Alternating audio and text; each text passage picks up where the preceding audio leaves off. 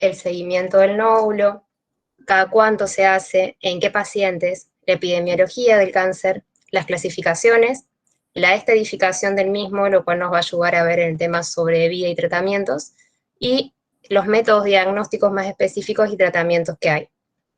Bueno, vamos a empezar con lo que es el nódulo pulmonar. Dentro del nódulo pulmonar hay muchas cosas para tener en cuenta. Una de ellas es la evaluación del mismo. Dentro de esto, tenemos que separar a los pacientes que tienen factores de riesgo y entre los que no. Dentro de los factores de riesgo, vamos a tener el tabaquismo, la exposición al asbesto, historia familiar de cáncer de pulmón, edad avanzada, el sexo, principalmente predomina en las mujeres, las formas de los nódulos que podamos llegar a encontrar, y si tienen patologías pulmonar previas, sobre todo enfisema o fibrosis pulmonar, principalmente. Teniendo en cuenta estos factores, vamos a clasificar a los pacientes en pacientes de bajo riesgo, de riesgo intermedio y de alto riesgo. En los de bajo riesgo vamos a tener pacientes jóvenes, que no son tabaquistas, que no tienen antecedentes de cáncer previo, nódulos de pequeño tamaño y nódulos regulares. Tienen un riesgo bajo, menor al 5% de tener cáncer pulmonar. En lo que es el riesgo medio, 5 al 65% de riesgo son pacientes que combinen factores de riesgo, criterios de alta y baja probabilidad.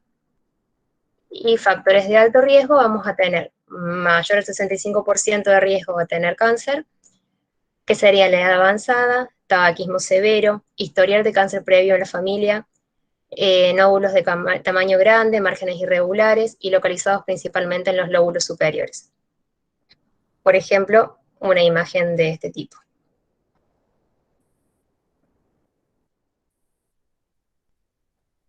Bueno, las características del nódulo.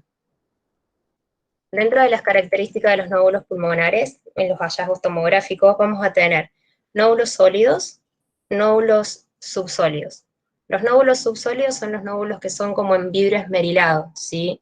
Son bien focales, pueden ser puros o pueden tener un componente sólida. Algunas características para tener en cuenta: nódulos benignos, nódulos malignos. Los nódulos con aspecto radiológico benigno que no requerirían seguimiento son nódulos de bordes regulares, calcificaciones centrales, no tienen alteraciones de los tejidos del tejido vecino, o por ejemplo si están cerca de la pleura no producen retracción pleural. Suelen tener en algunos casos, por ejemplo en este, van a ver que tienen áreas de menor densidad, o sea que son áreas con densidad grasa y calcificaciones, o en este caso que tiene una calcificación central tipo popcorn, que es muy frecuente en los hamartomas pulmonares. Este tipo de nódulos no requiere seguimiento. Por lo general las calcificaciones en los nódulos benignos puede ser difusa, central, laminar o condroide, y bueno, y en los nódulos malignos es cuando son excéntricos o puntiformes. Los nódulos que requieren seguimiento, sobre todo, son nódulos espiculados que se relacionan con vasos, alteran el tejido vecino, por ejemplo en este caso produce retracción de la pleura, bien irregulares, con espículas.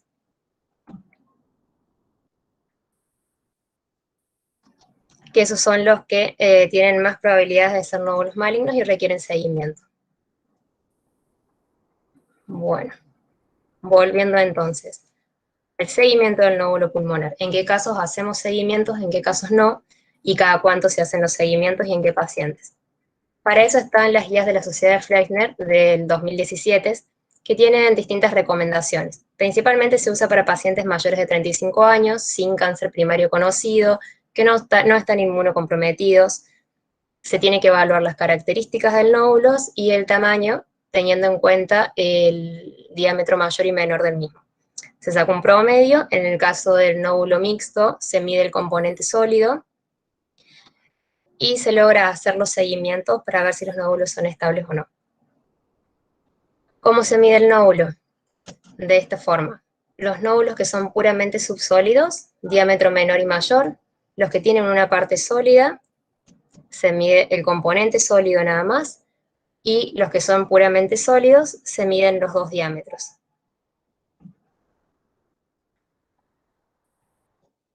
Nódulos sólidos. Los que requieren seguimiento. Por lo general, los menores a 6 milímetros simples tienen un muy bajo riesgo de ser malignos, ¿sí? En realidad no se hace seguimiento de rutina en el caso de ser un paciente con bajo riesgo, y si es paciente de alto riesgo se puede o no hacer un control a los 12 meses. Cuando son múltiples, en general tampoco se hace seguimiento de rutina, salvo que sea un paciente de alto riesgo que se quiera controlar cada 12 meses. Si tiene entre 6 y 8 milímetros, bajo riesgo, controla los 6-12 meses y después se considera extenderlo cada 2 años.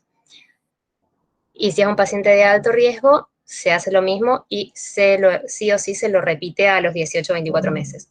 Y en caso de nódulos mayores a 8 milímetros, se repite la tomografía a los 3 meses o bien se hace un PET o una biopsia en el caso de un paciente de riesgo alto, ¿sí? Bueno, en el caso de los nódulos subsólidos, si es subsólido puramente, no está indicado en menor a 6 milímetros un seguimiento, y si es mayor a 6 milímetros se hace un control cada 6-12 meses. Muchas veces estos nódulos suelen ser focos de hemorragia alveolar o focos de fibrosis intersticial que desaparecen en controles subsiguientes, por ende se repite la tomografía en ese tiempo. En el caso de persistir el nódulo, se vuelve a hacer un control recién entre los 3 y los 5 años. ¿Por qué? Porque estas lesiones, si persisten y realmente tienen una probabilidad de ser maligno, recién van a tener un patrón de malignidad o van a avanzar o van a tener un cambio en la imagen a partir de los 3 a 5 años más o menos. En caso de tener una parte sólida del nódulo, si es menor a 6 milímetros lo mismo, y si es mayor a 6 milímetros, la tomografía se repite entre los 3 a los 6 meses. Si sigue estable, se repite a los 5 años. Y en el caso de ser múltiples, también a los 3 a los 6 meses, y si es estable, en 2 a 4 años. Y siempre en el caso de ser muchos nódulos, se considera el nódulo más sospechoso o el nódulo el más grande. Bueno, nódulos intracisurales. Esto en realidad no es un tema aparte, más que nada se los nombro como para que lo tengan en cuenta, porque por ahí uno ve imágenes cercanas a las cisuras pulmonares que prestan a confusión. Son nódulos homogéneos que en realidad más que nada tienden a ser ganglios de la cisura, ganglios linfáticos. Por ende acá tenemos un esquemita, ¿sí? Por lo general cuando son ganglios de la cisura van a tener un patrón típico que es bien redondeado, lenticular. Y en el caso de que no sea un nódulo intracisular, van a ver que son más regulares o irregulares y que están por ahí en contacto con la cisura, pero no forman parte de. Por ejemplo, este es un ganglio intracisural típico o un nódulo intracisural típico. Tiene bordes bien definidos, está en la cisura y hay que verlo en distintas reconstrucciones pulmonares. Por ahí hay veces que lo pueden ver en el axial como un nódulo redondeado y cuando ven en el sagital o en el coronal se dan cuenta de que no. Y este, por ejemplo, sí es un nódulo. Está en contacto con la cisura pulmonar, pero crece hacia el parénquima y tiene bordes irregulares, mal definidos, difusos. Es un nódulo que requeriría seguimiento. Bueno, por otro lado, una cosa que nombro acá, en el caso del screening de cáncer de pulmón, lo que se usa es el Langrad. Es una clasificación muy similar a las guías de Fleischner, solamente que se usa para los casos de pacientes sospechosos y lo que sirve más que nada es establecerle un valor numérico, ¿sí? Es muy parecido al BIRAT de la mama o al BIRAT del hígado, y según la clasificación que tenga es la conducta a tomar. En general, como les decía, es muy similar, ¿sí? Solamente en los casos de nódulos sospechosos, que son 4A, 4B y 4X, es cuando se hace biopsia o PET, o en muchos casos, muchas veces depende del cirujano, o sobre todo el cirujano que lo esté siguiendo, se puede llegar a hacer una resección pulmonar directamente. Estas clasificaciones siempre ténganlas a mano, no me voy a detener mucho porque por ahí es medio engorroso, pero tener en cuenta siempre el seguimiento del nódulo y en qué pacientes se lo van a hacer. Bueno, en cuanto a la epidemiología de cáncer de pulmón, es más o menos lo que ya habíamos visto, ¿sí? Es uno de los principales tipos de cáncer con la misma prevalencia del de mama y es una de las principales causas de mortalidad en el mundo. El principal factor de riesgo es el hábito tabáquico. el 90% de los casos está relacionado y aumenta el riesgo de cáncer de pulmón. Otros factores son la exposición al amianto, las ocupacionales, fibrosis pulmonar o pacientes con EPOC. Y principalmente se divide en cáncer de células escamosas, células pequeñas, células grandes y adenocarcinoma pulmonar. Ahora vamos a ver la clasificación. Tenemos, como dijimos, cáncer de células pequeñas y de células no pequeñas que engloba a todo el resto. Dentro de lo de células pequeñas, primero vamos a hablar que es el tipo más agresivo. Son tumores neuroendocrinos de rápido crecimiento, suelen tener diseminación temprana, un pronóstico desfavorable, fuerte asociación al tabaco y se encuentra en la submucosa bronquial, tejido conjuntivo y peribroncovascular. Estos son ejemplos de un cáncer de pulmón de células pequeñas. Fíjense que es muy invasivo y muy agresivo, se encuentra principalmente en el mediastino, localizaciones centrales y suelen invadir estructuras adyacentes y producir compresión a nivel del árbol bronquial. ¿Cómo se presenta? Los síntomas: síndrome constitucional, fiebre, malestar, pérdida de peso, síntomas relacionados con el tumor primario, tos, hemoptisis y disnea, e invasión local, disfagia por compresión esofágica, ronquera, estridor, obstrucción de la vena cava o dolor costal por erosión. Hallazgos imagenológicos. Bueno, como les decía recién, principalmente localización central, frecuentemente masas iliares o periliares con afectación ganglionar. En la radiografía se puede ver un engrosamiento mediastínico y a veces el tumor no es evidenciable. Y en la tomografía, agrandamiento ganglionar, múltiple, a veces nódulo único, pero es raro, compromiso e invasión de estructuras adyacentes y necrosis de hemorragia frecuentes. Diagnóstico diferencial de este tumor con linfoma del mediastino sobre todo. Muchas veces se ha visto cáncer de células pequeñas que sean lesiones focales, chiquitas inclusive, y que los pacientes al tiempo, supuestamente con resección total, y los pacientes al tiempo vuelven con recidiva. Es un tipo de cáncer muy agresivo y la verdad que tiene muy mal pronóstico. Dentro de las imágenes, este es un ejemplo, ¿sí? Fíjense cómo realmente produce compresión de la tráquea, compresión del esófago, ensanchamiento del mediastino, se relaciona bien con los vasos, perdón. Suelen tener necrosis central, producen estenosis del árbol bronquial,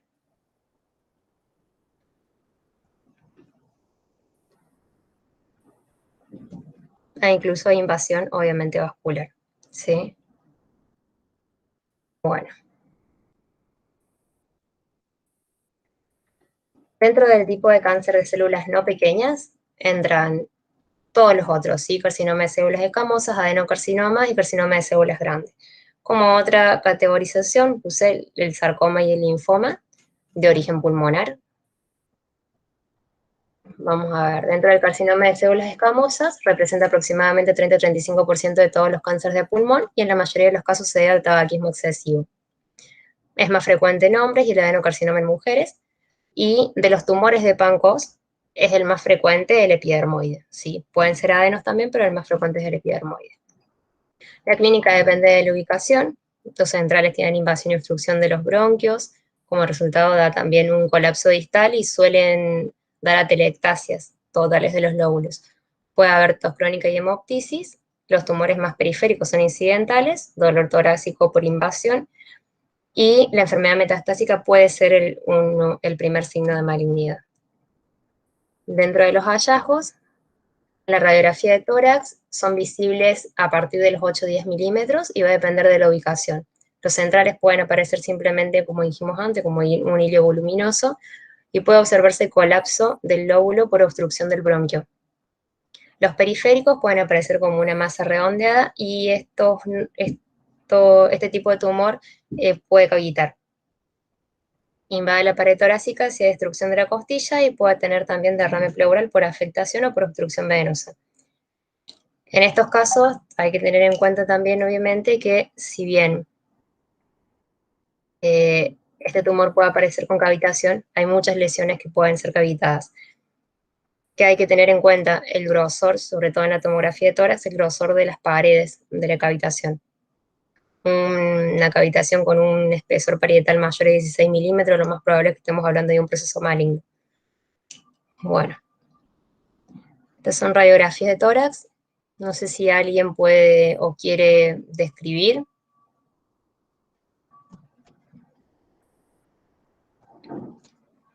¿Qué es lo que ven?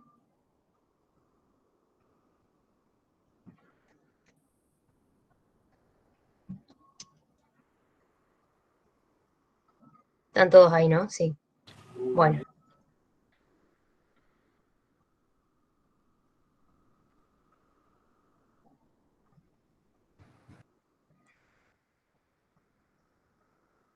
Bueno.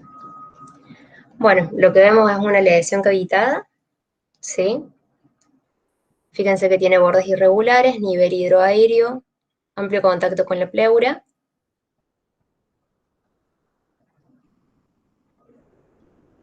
Perdón. Y en estas otras dos imágenes son radiografías de tórax, también de un carcinoma epidermoide, donde se muestra el signo de la S de Golden, ¿sí? Fíjense que hay un engrosamiento del mediastino, un ensanchamiento mediastínico con una lesión nodular. Esta lesión nodular produce colapso del bronquio, fuente del lóbulo superior. ¿Sí? No sé si me están hablando o no. Del lóbulo superior, y produce el signo de la S de Golden. Bueno.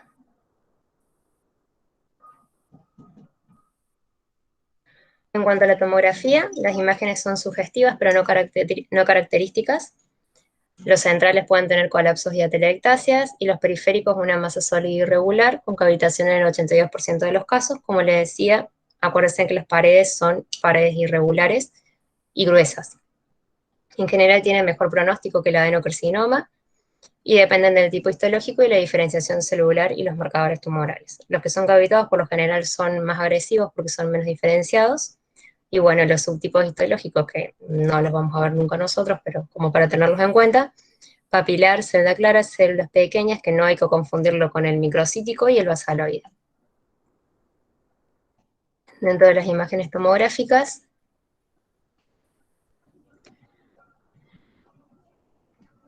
¿alguien quiere describir la tomografía?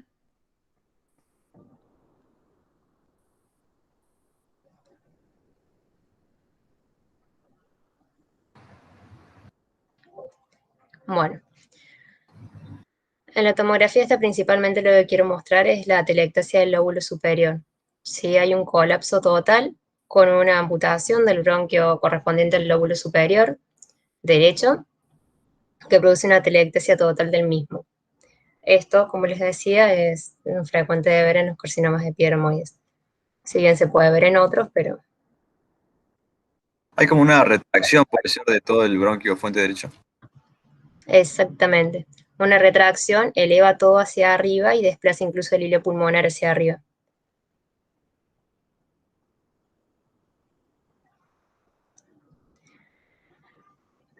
Esta imagen, ¿alguien?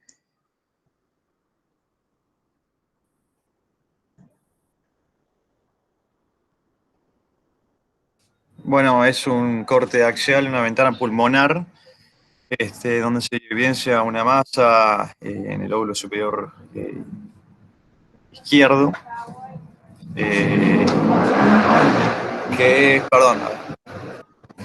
tiene bordes algo irregulares, espiculados, podría decirse, que toma contacto con la pleura. Bien. Esta es la misma imagen, una ventana de mediastino donde se ve también que tiene una pequeña calcificación periférica. Tiene contacto con la pleura, no llega a invadirla, pero bueno, estos son casos de carcinomas epidermoides, ¿sí?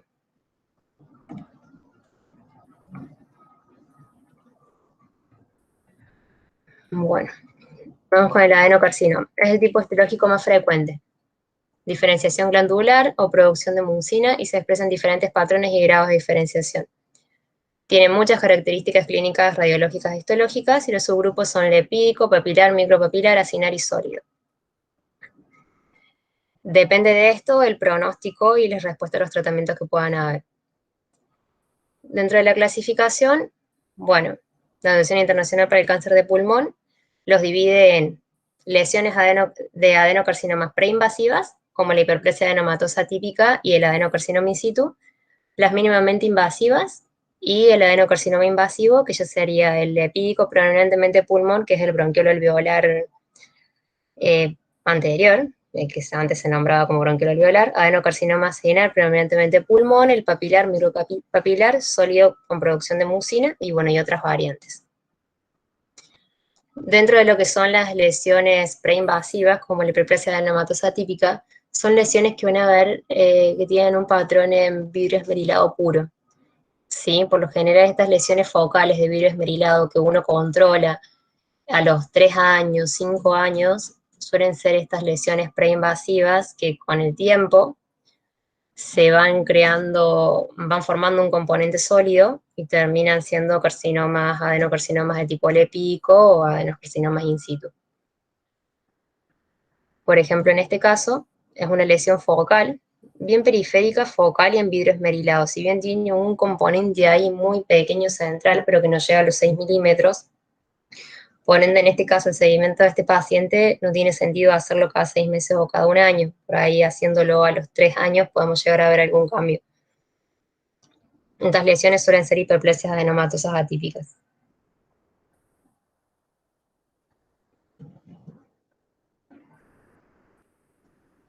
Bueno, dentro de las imágenes,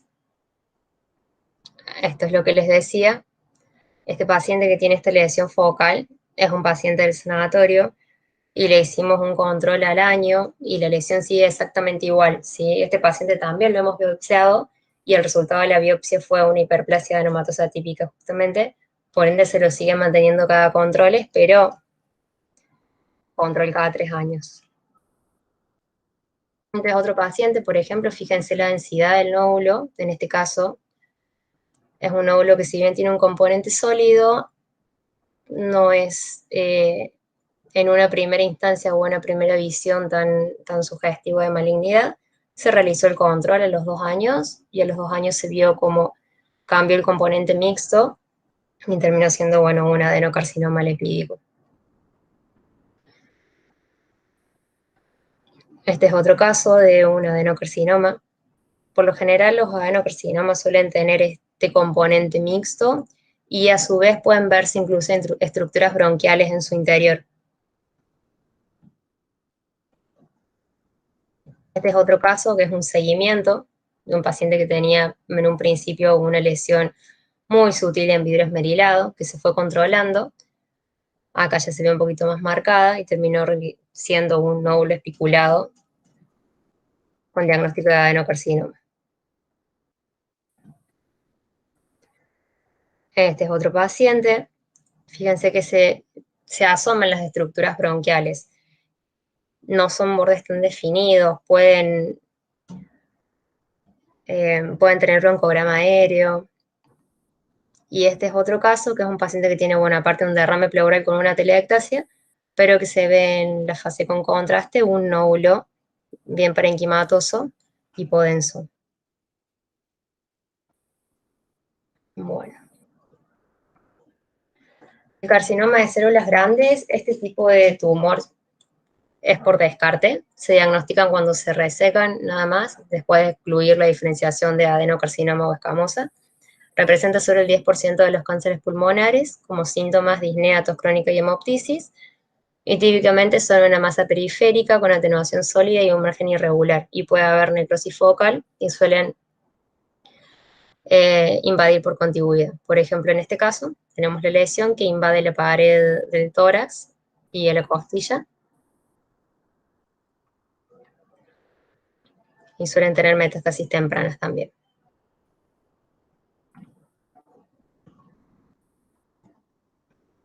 Y por último, el linfoma y el sarcoma.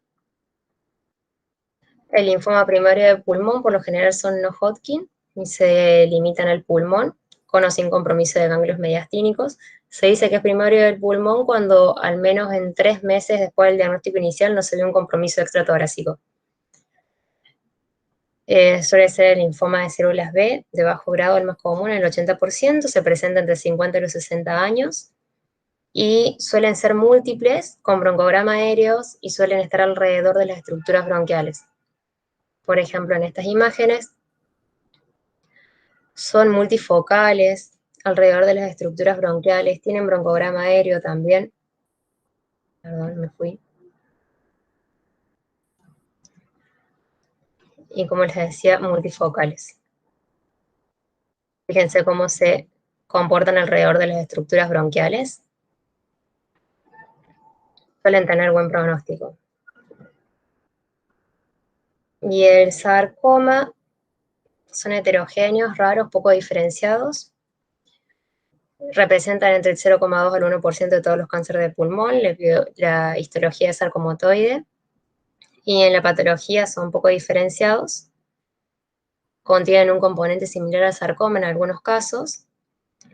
Y pueden confundirse con sarcomas verdaderos desde el punto de vista diagnóstico. Son tumores que tienden a tener una importante necrosis, por ejemplo en este caso, pero son los menos frecuentes. Bueno, vamos a ver algunos casos clínicos. Vamos a empezar con estas imágenes, si alguien quiere escribirlos.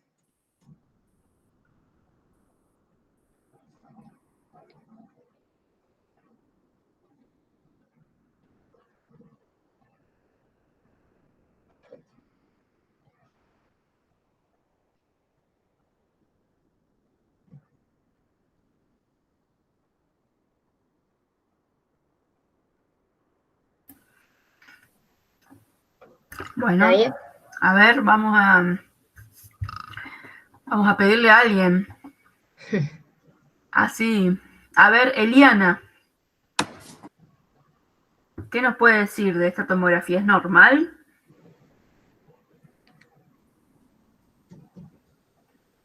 ¿Está conectada Eliana o solo estamos en... Estoy con la mandarina yo.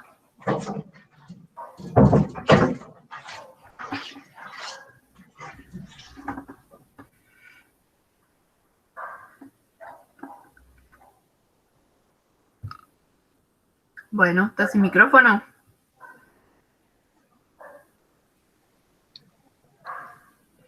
Bueno. ¿Es normal poner sí o no?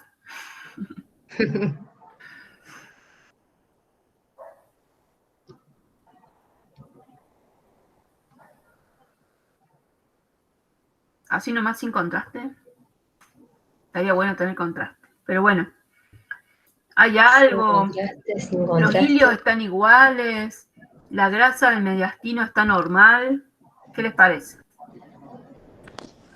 Hola, Doc. Matías, a ver. Ahí se ha cambiado la foto. Lo que se veía era una masa mediastinal paratraqueal izquierda que Acá desplaza un la corte más tráquea abajo. hacia...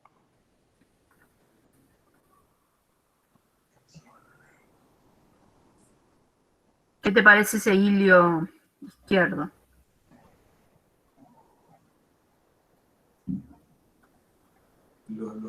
Y ahí... a ver, ¿puede ser que lo esté amputando el hilio izquierdo? O sea, No sé qué sería amputando, pero está más grande que el otro lado. como compromete el hilio también. Habría que ver si el problema está en el hilio y después se fue al mediastino o al revés. ¿Al bronquio sería?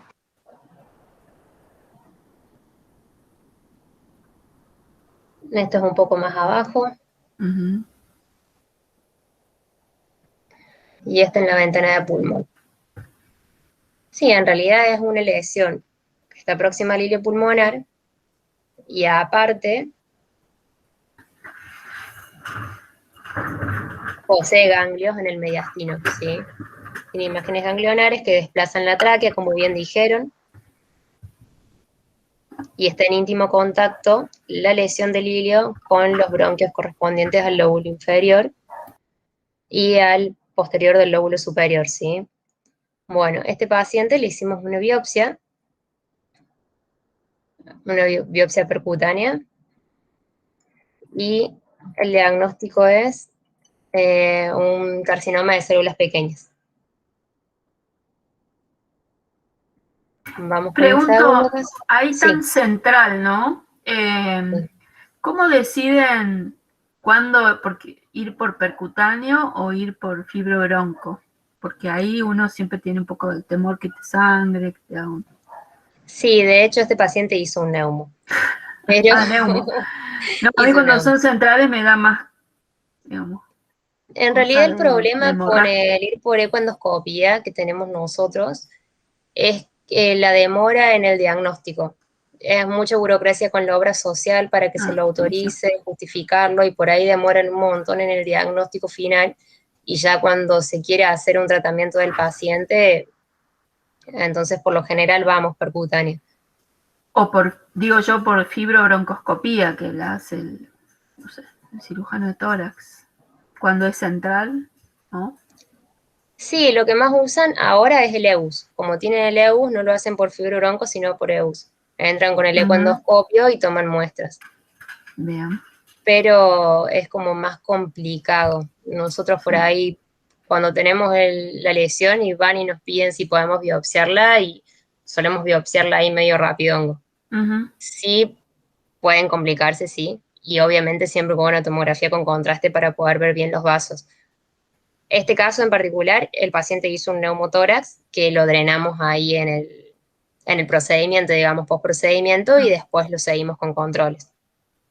Algunos lo hacen y otros no, pero bueno.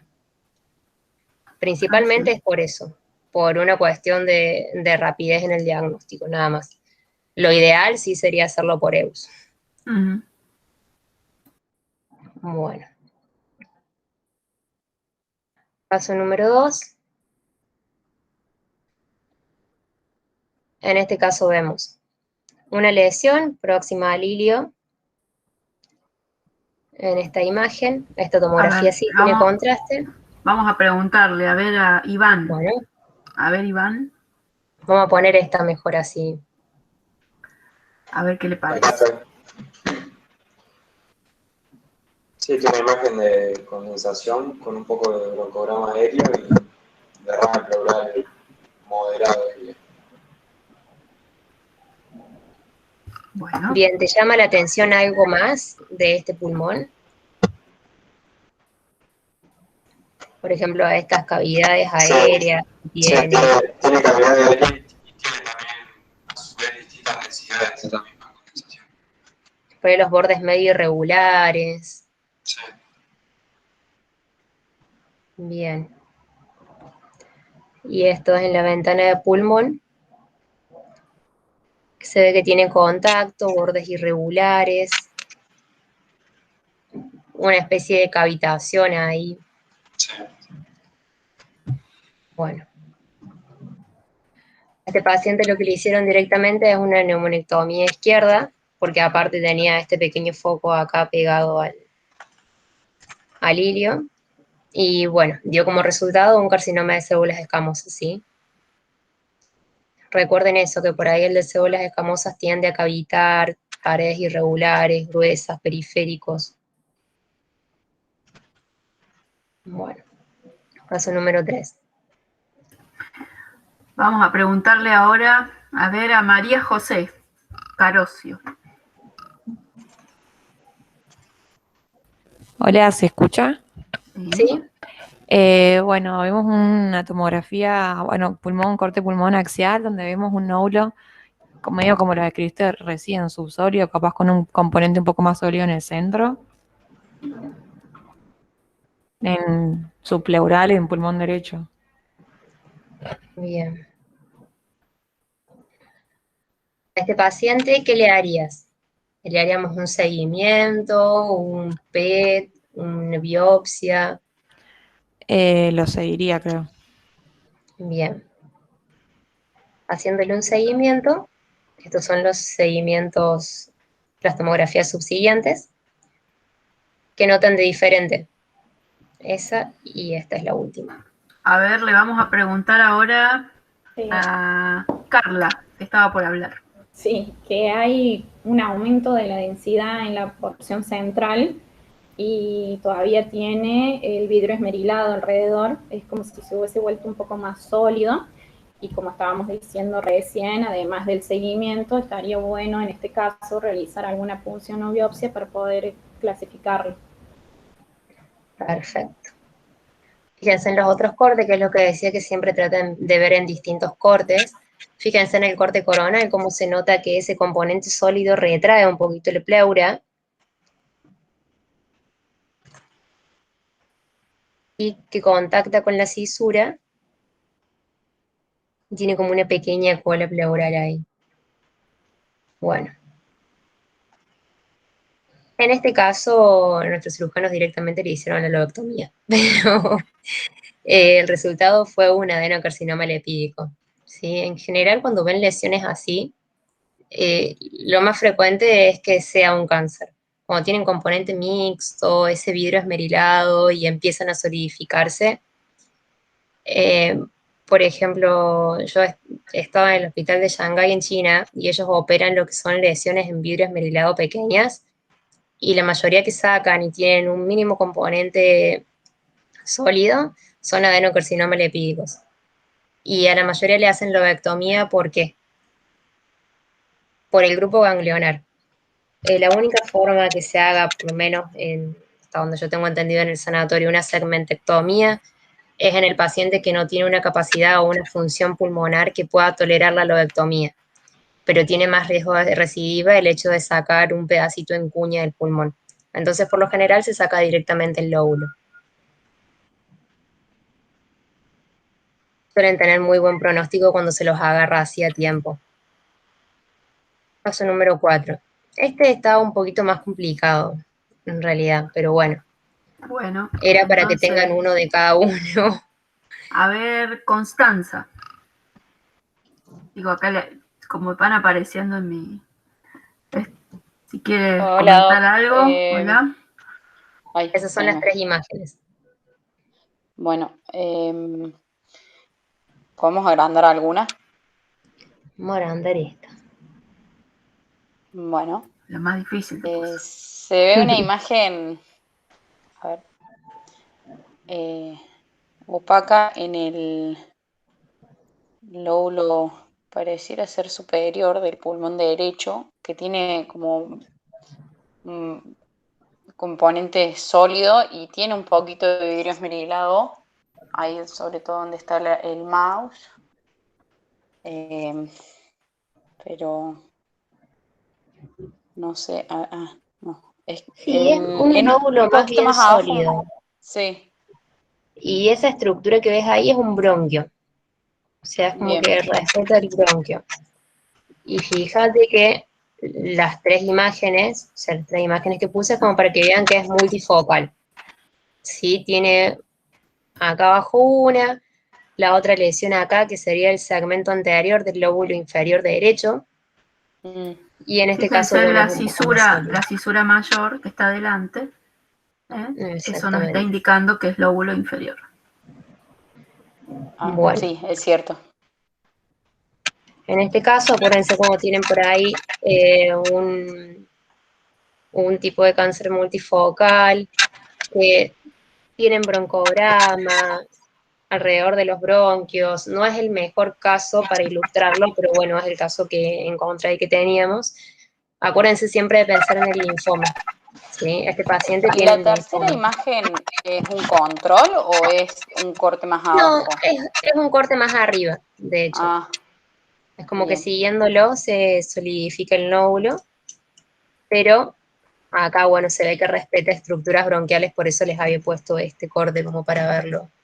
No es el mejor caso, más representativo del linfoma, pero como para tener en cuenta el seguimiento de las cosas que puedan ir pensando, para armar el diagnóstico, esa era la idea. Caso número 5, este es solamente para que tengan en cuenta de que no todo es cáncer. Nada más. A ver, vamos a preguntarle a Miguel Guerra. Buenas noches. Vemos un corte axial, una pulmonar, una lesión con bordes no definidos, nivel de pulmón izquierdo.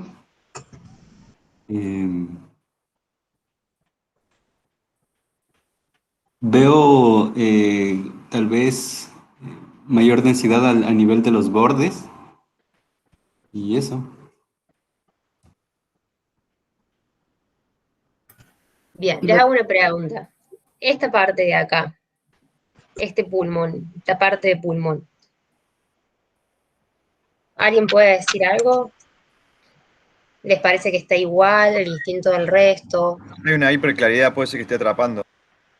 Exactamente, hay un área de atrapamiento aéreo ahí, aparte del nódulo, que como bien dijeron, sí, tiene bordes espiculados, cola pleural, irregulares. Acá se ve mucho mejor el atrapamiento aéreo, ¿sí?, del lóbulo superior, y la lesión que está localizada en el segmento apical del lóbulo inferior. Al paciente también le hicimos una biopsia, y la anatomía patológica dio que podía ser una alveolitis granulomatosa por hipersensibilidad relacionada con un quiste bronquial complicado. O sea, no siempre es cáncer. Lo importante justamente por eso es el diagnóstico, para evitar cirugías innecesarias. En este caso se puede hacer directamente tratamiento médico y el paciente no tiene que ir a cirugía, sobre todo cuando ya tiene un componente asociado, digamos, con atrapamiento aéreo, un componente pulmonar importante. Bueno, terminamos con los casos.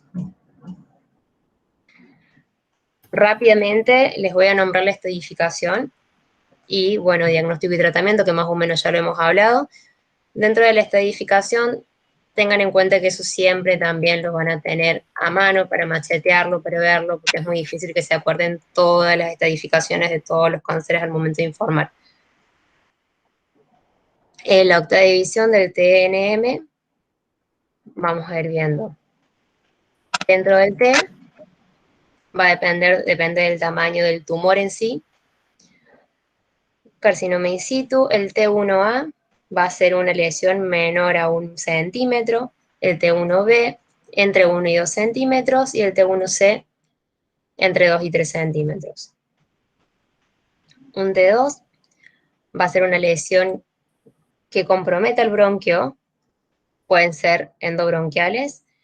El T2A, si está periférico, entre 3 y 4 centímetros, y T2B entre 4 y 5 centímetros.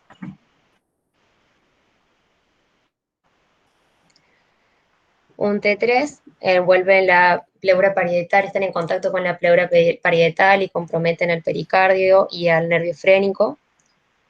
Puede comprometer también la pared del tórax y cuando tienen un nódulo en el mismo lóbulo y son de tamaños entre 5 y 7 centímetros. Y el 4 son tumores mayores a 7 centímetros con invasión del diafragma y no te pone como descripción actualmente, digamos, a la pleura. Puede tener un nódulo secundario en un nódulo diferente o infiltrar el diafragma.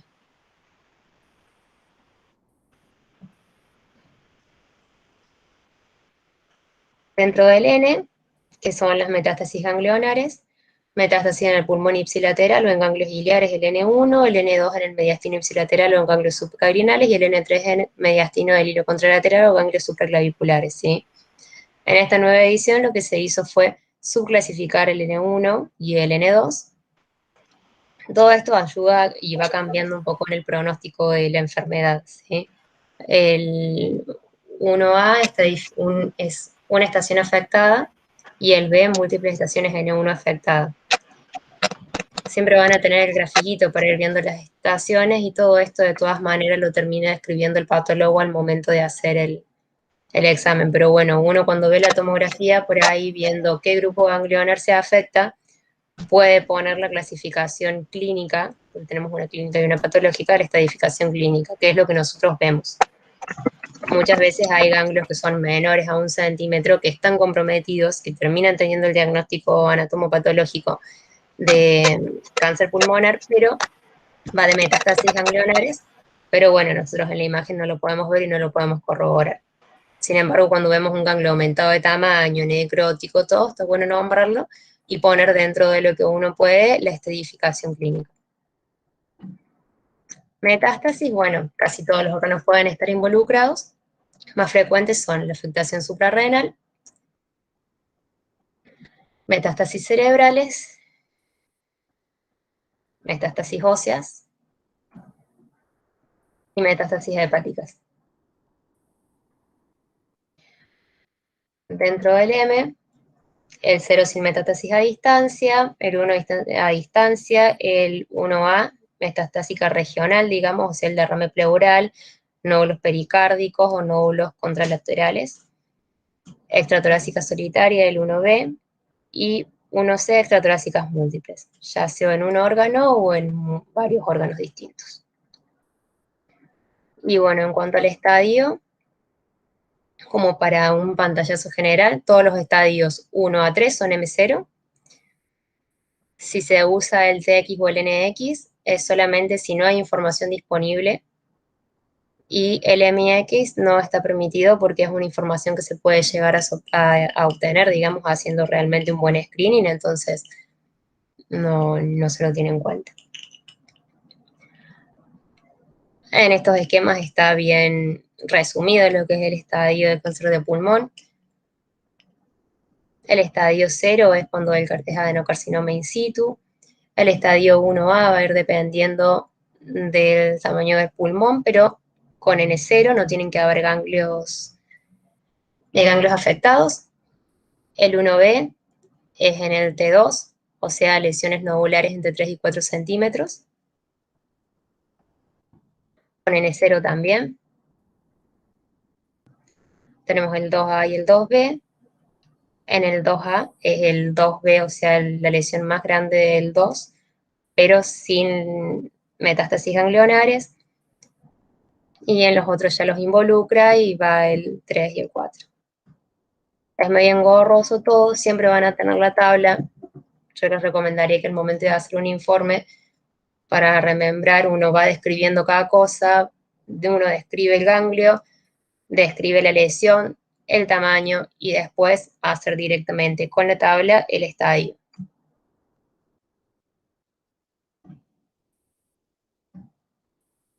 Bueno, diagnóstico y tratamiento. Como diagnóstico, el gol estándar bueno es la tomografía de tórax.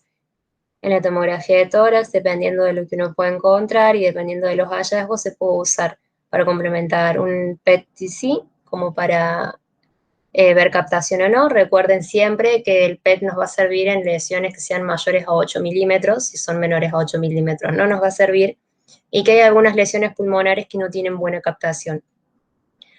Y bueno, lo otro, las biopsias, que pueden ser transtorácicas o mediante EBUS o fibrobroncoscopía, para tener el diagnóstico anatomopatológico. Como tratamientos, pueden ser, bueno, como ya les había dicho, lobectomías o segmentectomías pulmonares, en la función que va a depender de la función pulmonar del paciente. Y bueno, quimioterapia o radioterapia. Acá lo que quería mencionarles era algo extra, para que tengan en cuenta siempre al momento de los informes en pacientes que han tenido un cáncer de pulmón o que han tenido una cirugía previa. Siempre sigan el árbol bronquial. ¿Sí? Muchas veces hay informes que uno ve que son pacientes que están operados de cáncer de pulmón y que describen lesiones en el lóbulo que se ha sacado. Entonces, tengan atención a eso al momento de informar, al momento de ver. Fíjense si tiene antecedente de cáncer, bueno, dónde estaba la lesión, miren estudios previos si es que los tienen, comparen. Por ejemplo, en este corte, fundamentalmente, fíjense cómo sale una rama bronquial y cómo se amputa la rama correspondiente al lóbulo inferior izquierdo. Tiene una imagen densa, que en general es la imagen de la sutura mecánica, porque tengan en cuenta siempre que cuando uno saca un lóbulo, el resto del parénquima pulmonar se acomoda como para ocupar ese lugar. Entonces van a ver una disminución volumétrica, pero que puede pasar desapercibida. Este es el mismo paciente en el corte de ventana de pulmón. Fíjense cómo viene el árbol bronquial, pero acá se amputa. No hay lóbulo inferior, ¿sí? Viene el corte coronal cuando lo siguen, lo mismo. Salen las ramas bronquiales y la rama correspondiente al lóbulo inferior no. Hay un trayecto denso acá, que es la cisura, con una reducción del volumen, pero no hay lóbulo inferior. Eso, como para que lo tengan en cuenta, lo analicen, lo vean siempre cada vez que van a informar una tomografía, recorran todo el árbol bronquial. Aparte de que también pueden ver muchas variantes anatómicas. Y sobre todo en pacientes, por ejemplo, que tienen una recidiva o que tienen un nódulo nuevo, describirlo realmente en el nódulo que está, en el segmento que está, y no en otro lado. Bueno, eso sería todo. Es un tema largo, medio complejo, espero que me hayan entendido y que les haya servido sobre todo.